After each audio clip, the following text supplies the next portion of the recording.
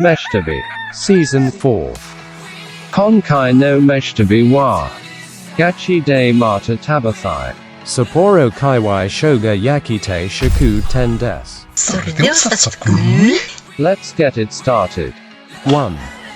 Hon Dolly 6. Te Shok Ya. 白石の老舗大人気定食屋さん、何かと便利なご飯屋さんです。こちらはどの料理も美味しい信頼できるお店ですが、人気なのでいつも混んでるんです。はい。時代ね、いろいろセルフでも全然いいね。お茶、麦茶をホットアイスで選択できるのは嬉しいだよね。まだ風邪治んないんですね、グリーンさん。はい。いろいろ美味しいんですが、おいちゃんはここの生姜焼きが特に印象的なんです。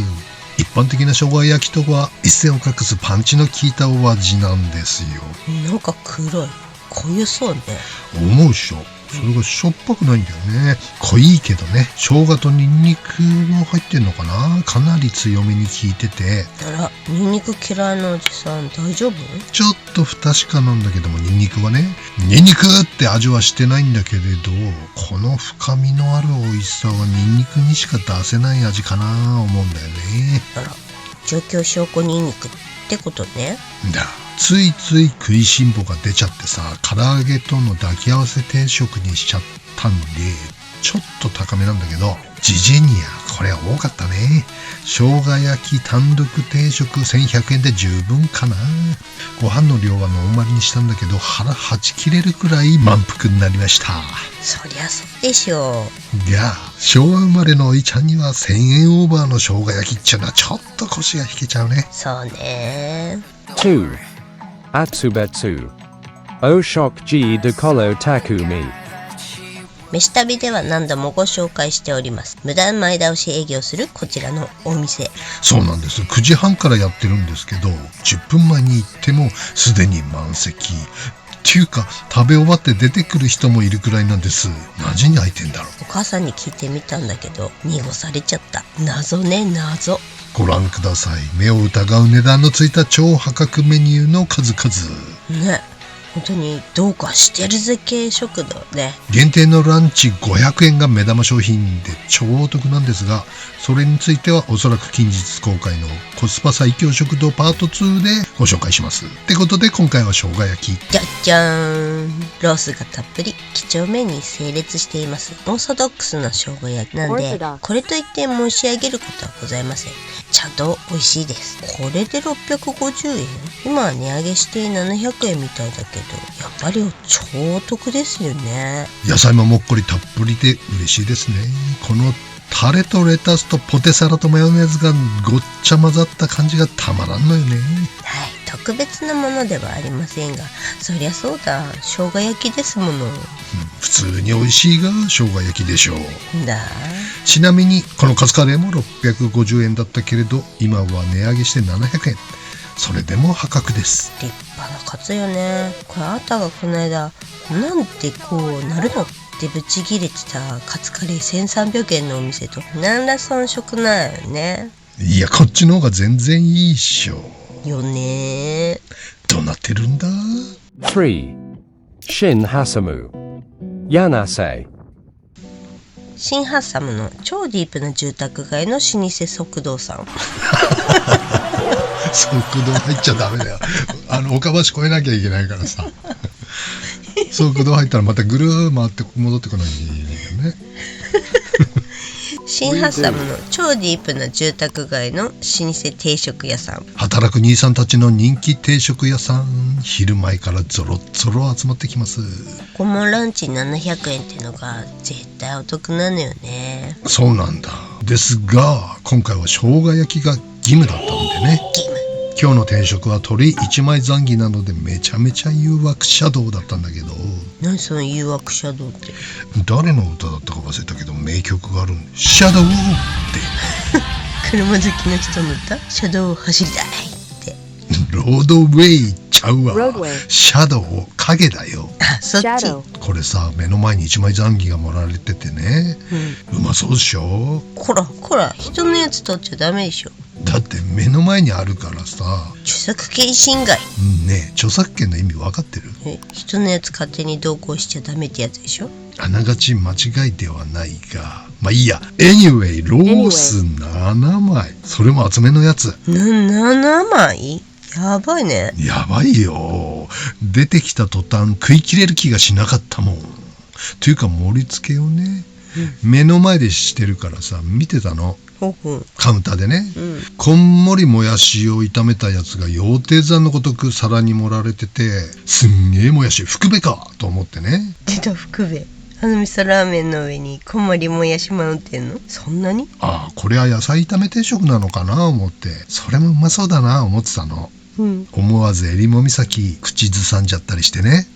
なんで襟裳岬？悲しみよ暖炉でもやし始めてるらしいってね。あ、サビ取られた。サビは違う。襟裳の春はでしょ。ってすんげえもやしなわけ。したっけ？生姜焼きのロース焼いたやつをね、そのもやしマウンテンの上にかぶせ出したんだよ。1枚2枚3枚4枚5枚6枚。まさか思ったら、それはもうええって。腕の生姜焼きだったんじゃ。まあすんごいボリューム。最終的にこれですよ。やば、そんな生姜焼き見たことないね。でしょう。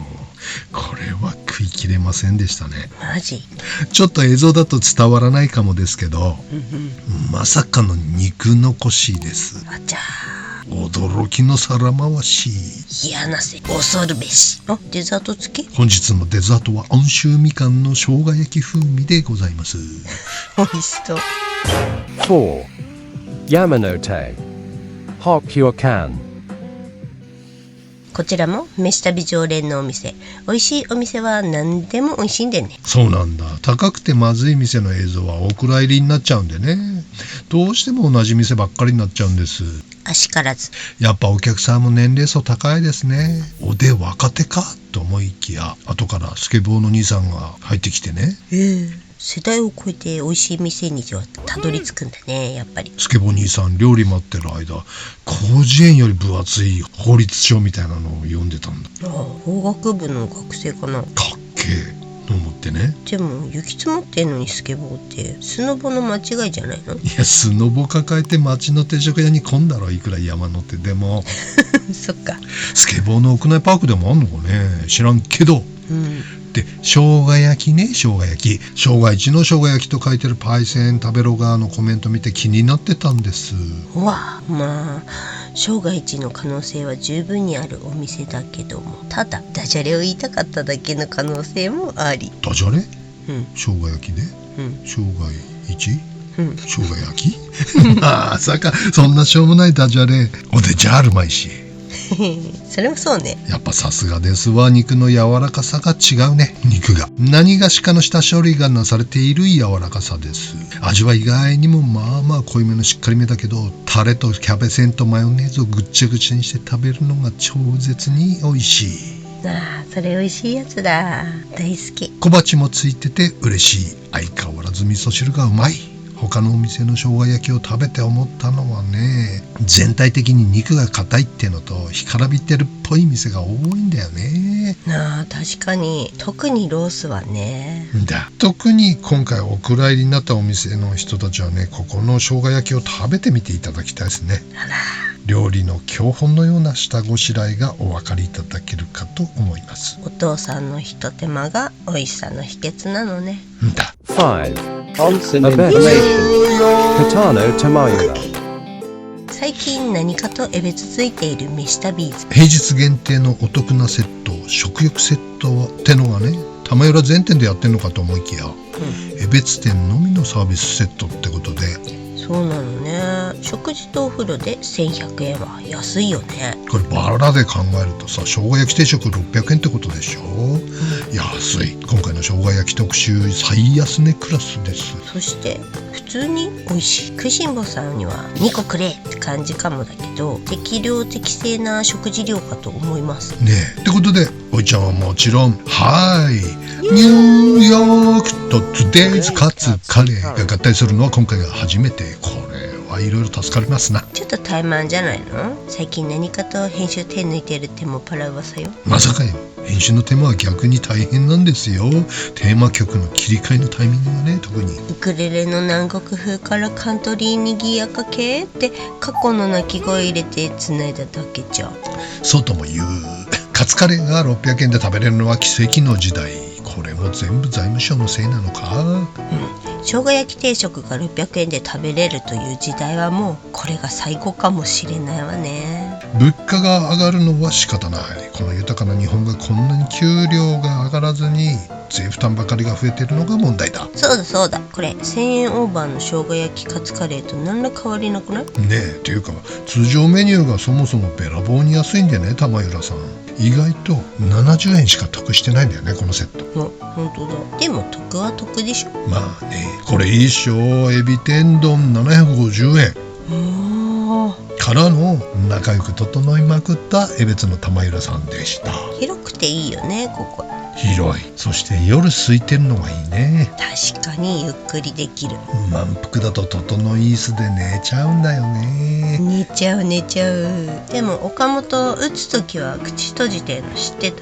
でもって打つ時以外はずっと開いてる。あとぼーっとしてるってそれが岡本。6. Kuliyama 世界を動かしているんだ。 Rosen 夕張版あんかけ焼きそばで有名なこちらロザンさん。関東麺でもご紹介しましたこちら元侍ジャパンの栗山監督もいらっしゃるというお店。創業から64年という経緯を持たずにはいられないお店ですね。だけどもこちらのお店、今回の狙いは焼きそばではなくこれだ。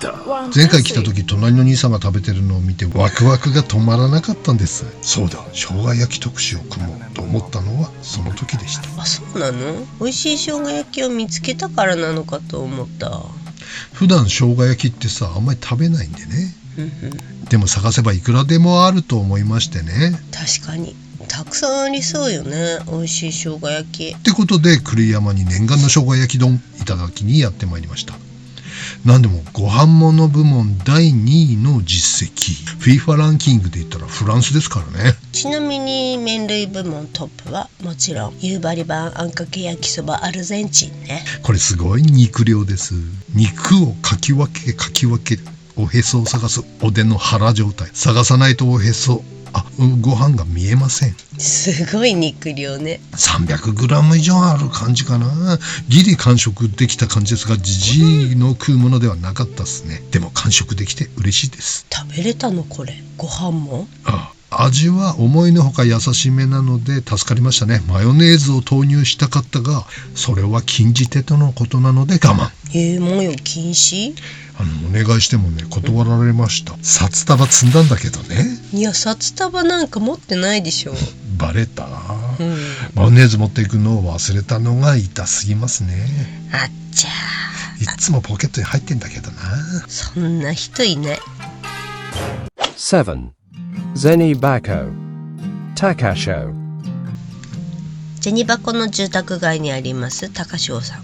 こちらはコスパ最強食堂1位でご紹介したばかりなのでさらっとね。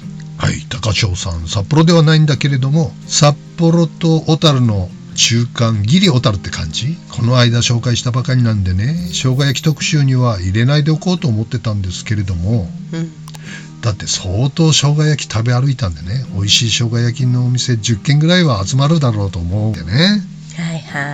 めちゃめちゃ生姜焼き食べた2週間だったもんね。はい、やっと生姜焼き卒業できて嬉しいっす。いやそしたらですね、おいちゃんの中で生姜焼きランキング普通に高翔さん上位だったんで。あそこよりもそうなんだ。1100円のよりも1230円のよりもそうなんだ。600円の高翔さんのボリュームも満点、味も美味しかったんだよ。すごいわね高翔さん。マジありがとうっすわ。 8. Toyohira Salashina こちらも飯旅常連のお店ね。生姜焼きはまだ食べたことがなかったので実食にやってまいりました。あら美味昼時ってことで行列状態。はい、相変わらずすごい人気ですね。ウェイティング受付用紙が入り口入ってすぐ左にぶら下がってるので、名前を書いて外で待つこと30分ぐらいかな。お店の前でスクワットしてるおっさん見かけたら、それはうちのパパおじさんです。はい、そうです。グリーンが風邪っ引きだったんでね、単独で寂しく実食見分でございます。すいません。見てください。生姜焼きは定食じゃなくって弁当になってるんです。このボリュームがまたすごい。ロースが小さくカットされてて3枚分ぐらいかな。それにごっつい卵焼きにキャベツにサラダに嬉しいのっつりポテサラまでついて、すごい大好きポテサラ。よかったね。ねえ、これ普段なら万歳参照するやつなんですが、切り干し大根も漬物もどっかり乗ってっからきついのよ。ああ、そっか。プラスそばでしょ。そうなんだ。今回温そばにしたの。案の定普通に一人前のそばでね、やべ、早く食わないと伸びて食いきれんくなる思いまして、序盤飛ばしたわけよ、ダッシュ食いで。はいはい。まあ大方そばはやっつけたんだけど、もうお腹いっぱいになっちゃったんでしょ。そうなんだ。なんでわかるの？いや、そういう店でしょ。そうさ。結果もう一つお弁当が出来上がりました。まあそうなるよね。晩飯これでいいやってつぶやきながらお持ち帰りさ。お持ち帰りは久々だな。15年ぶりぐらいかな。何のお持ち帰りよ。大食いに自信のある方、またはお持ち帰りしたい方はぜひどうぞ。ここエベレストそばチャレンジってやってんじゃん。そば2キロ15分で食べたらタダってやつね。この子もチャレンジ成功したみたいなんだよね。ギャルじゃん。ねえ、これ燃えあずじゃないよね。違うね。燃えあずもう40近いからね。へえ、あ、そっか。人は見かけによらないね。そうだね。チャレンジしてみよう。失敗すると3000円になります。やめとこ9. Kyoto. Shileiwa. 清田にございまする。視聴者さんに教えていただいて以来、すっかりこちらの常連になってしまいました飯田ビーズ。ご紹介いただいた視聴者さん、ありがとうございました。ありがとうございました。今回は生姜焼きをいただきにやってまいりました。相変わらず人気ですな。はい、入れ替わり立ち替わりびっしりでございますね。はい、生姜焼きのボリュームにびっくりですね。もやしもりもり、生姜強めに醤油にんにくがガツンとパンチの効いた味。かなり濃いけど嫌じゃない、不思議な美味しさ。さすが白岩兄さん、胃袋わしづかむね。やっぱり美味しい。豚さんは細切れなのかな。肉量も十分、もやし玉ねぎ肉がぐっちゃぐちゃに混ざってる感じがたまらない一皿でございます。私のハンバーグも美味しいですが、チーズでしょっぺくなっちゃってるの。デミは美味しい好みのお味だけに残念。デミうまいね。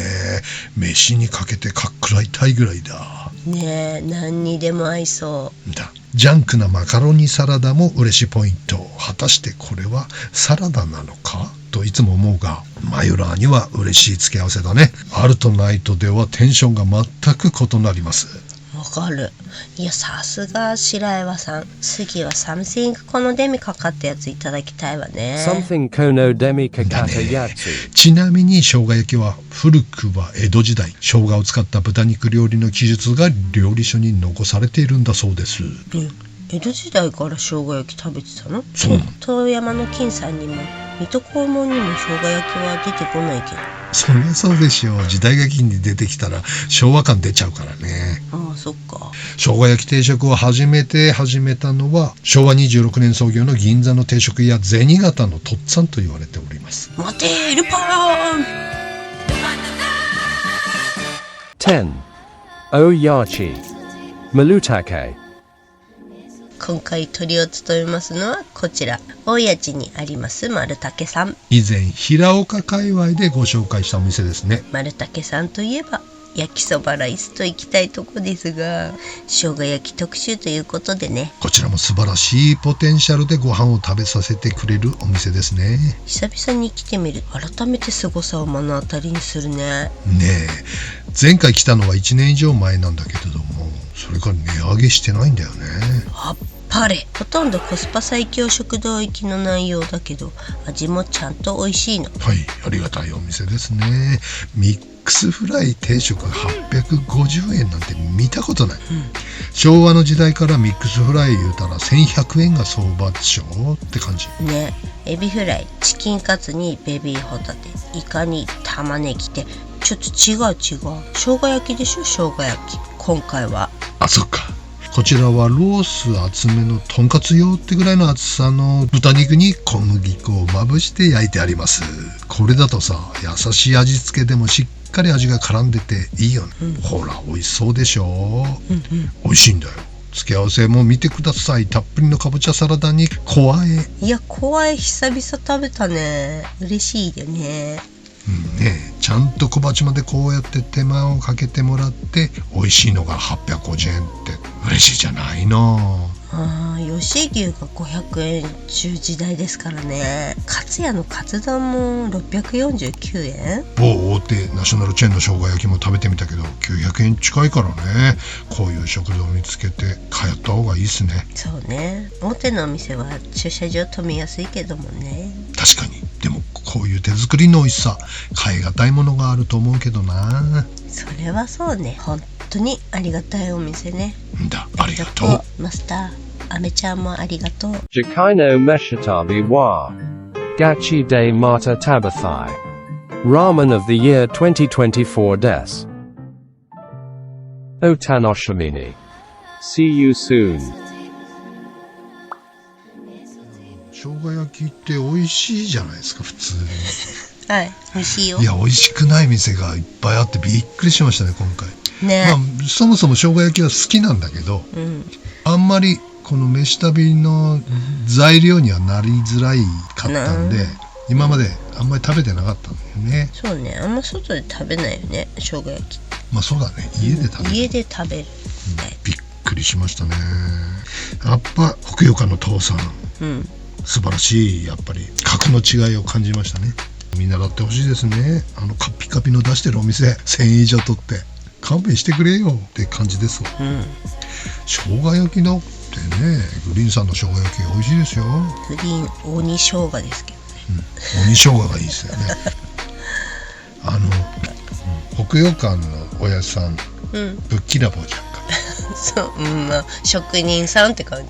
美味しいから全然気にしないで、我々通ってるけど、あそこランチすげえ入れ替わり立ち替わり混むじゃんか、して次から次にお客さん来るじゃんか、で早いお客さんはもう11時15分とか20分とかに帰ってくるじゃん、するってと洗い物をする暇なんかないんだよね、だからおやさんいつも1個だけある小上がりの席に食器を積んでね、全部ね、洗い物そこにぶん投げてカウンターのお客さんだけで回すんだよ、で11時半ぐらいにこの前俺が食いに行った時にカップルが入ってきたの、でカウンターびっちりさ、しておやつさんいつもの感じで、だいぶかかるよ30分以上かかるんじゃないかなってこう冷たくあしらうわけ、するっていやここの席空いてんじゃんって思うじゃんか、お客さん的には、食器がいっぱい乗っかってるけど、ここ片付けて入れてくれよみたいな光線出すわけね、でもそれをしちゃうともう中がぐっちゃぐちゃになっちゃうからやらないわね、それは分かる、